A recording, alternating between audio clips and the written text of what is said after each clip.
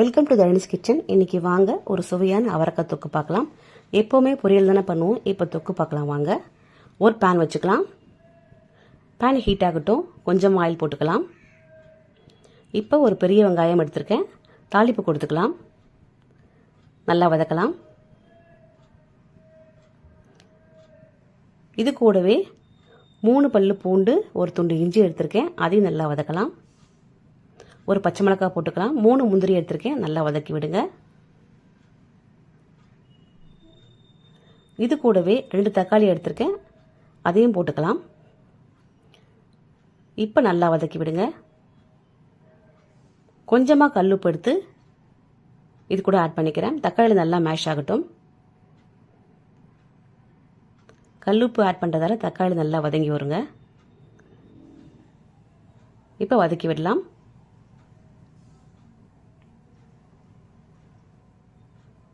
நல்லா வதங்கட்டும். இது கூடவே 1 ஸ்பூன் சில்லி பவுடர், 1 ஸ்பூன் தனியா பொடி, கொஞ்சமாக மஞ்சள் பொடி ஆட் பண்ணியிருக்கேன். நல்லா மிக்ஸ் பண்ணிவிட்டு வதக்கி விடுங்க.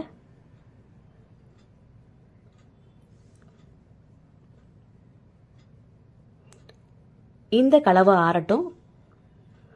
இப்போ நம்ம அரைச்சிக்கலாம்.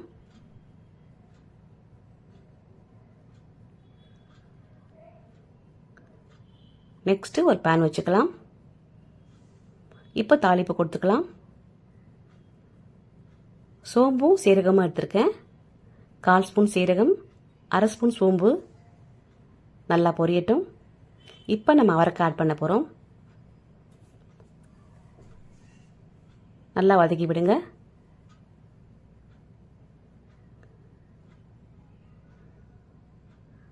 நல்லா வதங்கட்டும்.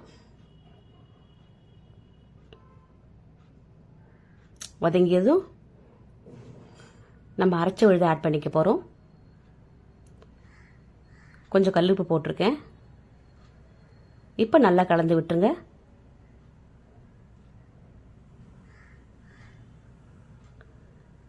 இப்போ கொஞ்சம் தண்ணி ஆட் பண்ண போகிறோம். நல்லா மிக்ஸ் பண்ணிவிட்டு நல்லா வதக்கி விட்டுட்டுங்க. இப்போ தண்ணி ஆட் பண்ணிக்கலாம். தண்ணி ஆட் பண்ணிட்டு நல்லா மிக்ஸ் பண்ணிவிட்டு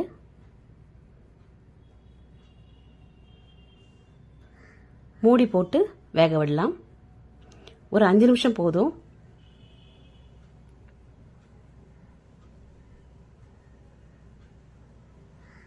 நல்லா வதக்கி விட்டுருங்க.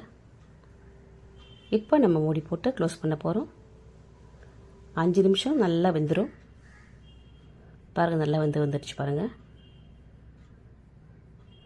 இப்போ நல்லா மிக்ஸ் பண்ணிவிட்டு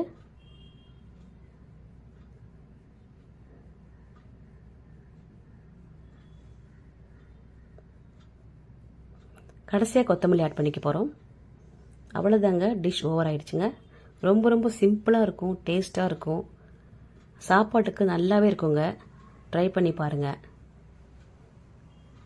எப்போவுமே நம்ம பொரியல் பண்ணுவோம், தேங்காய் போட்டோ இல்லை சில்லி பவுடர் போட்டோ பண்ணுவோம், முட்டை போட்டோ பண்ணுவோம். இது சூப்பராக இருக்குங்க. தேங்க்யூ ஃபார் வாட்சிங்.